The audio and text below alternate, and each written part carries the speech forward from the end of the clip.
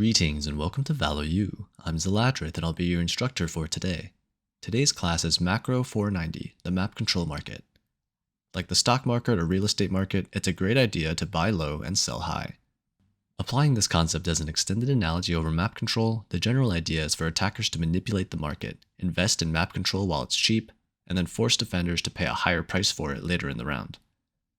The most valuable territory on the map is where the spike will be planted and diffused. Backing up a step, this makes the site that attackers will plant at more valuable, bringing up property values in the area surrounding the site as well.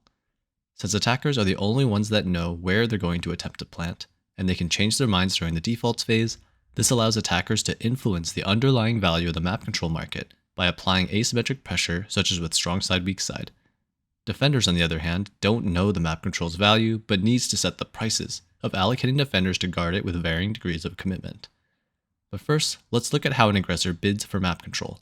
Aggressors can bid with resources from a number of categories, including people, time, util, revealing information, and the opportunity cost of leaving other map control less guarded or entirely unguarded.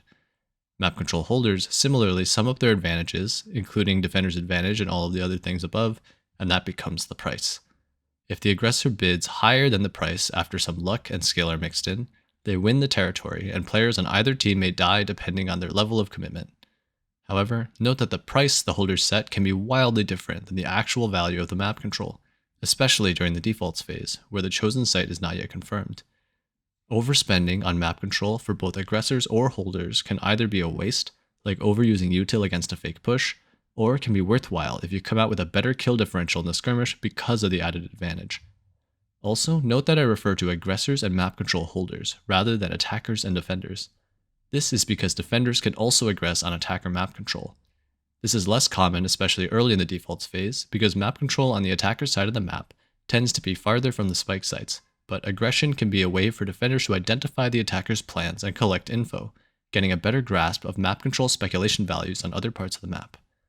Some other downsides for defenders are that since they start out with the most valuable territory, grouping up for a push reduces the prices they can set elsewhere, whereas attackers have almost nothing to lose since they start out with the least valuable territory. Now let's take a look at a simple way that manipulating map control values can work. If attackers simply 5 loud rush every round, defenders will be conditioned to expect that enemy presence means that land values on the strong side of the map will shoot up sharply, and they'll more quickly rotate defenders to maximize the price to take it. To take advantage of this, attackers can make similar noise with 3 to 4 people, and then have 1 or 2 lurkers snap up map control for cheap or even free on the weak side of the map, pushing through the site and maybe even into the enemy's spawn, while calling for their team to rotate safely. Not only does the former weak side become the cheapest and most valuable territory, but defenders now need to carefully aggress through even their own spawn in order to retake map control together. On the flip side of map control value manipulations is map control price uncertainty. Imperfect information on map control holders means that aggressors have to respect the possibility of missing enemies through inflated map control prices wherever map control holders might be hiding. So continuing this example, defenders aggressing on territory even in their own spawn now need to properly respect the higher prices they need to pay to reach the site. If they underspend on numbers or util to bid on retaking space, then they're more likely to lose the bid to the lurkers. If they overspend when there's no one actually holding the space, then they waste resources like util or time spent shift walking and checking corners with their guns out. This also shows the value of playing to survive, since you only cause map control price uncertainty and threaten higher prices while you remain alive. Taking the right fights when aggressors underspend or are forced to underspend, though, is important to ensure that you don't surrender too much map control for too low a price. Lurkers are extremely interesting in this analogy because they manage the map control market on the weak side of the map. One of their primary jobs is to collect info to make both map control value and price estimations more accurate, such as by sneaking up close to the enemy side of the map and listening for rotations.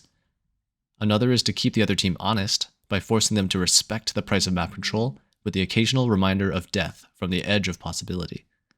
Such lurkers will make the enemy team paranoid of moving throughout the entire map, making them constantly overpay for map control and slowing rotations as they randomly increase the prices of either seemingly valueless territory or areas that seem almost impossible for them to have reached.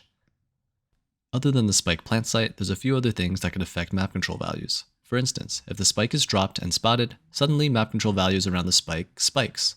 The value of land between the spike and the nearest site increases as well as it becomes a likelier path to be tread.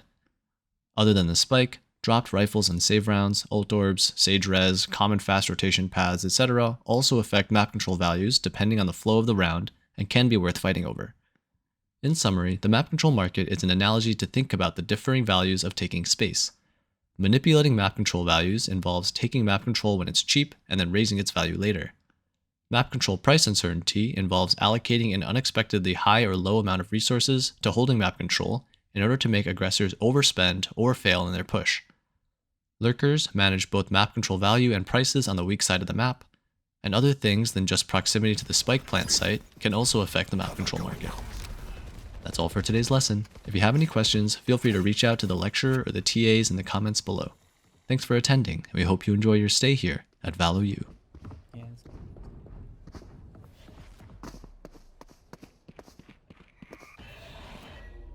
You will not kill my Cypher killed. Rose. Reloading. Blinding. One garage. Don't get in my way.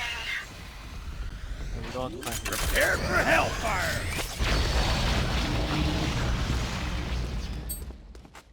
Go. Shadows traveling. Spike planted.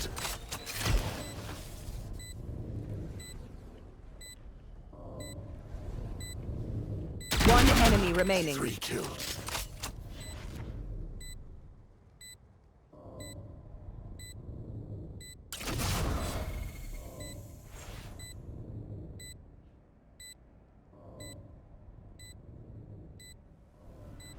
Fuck this shit. Last player Watch standing. is outside.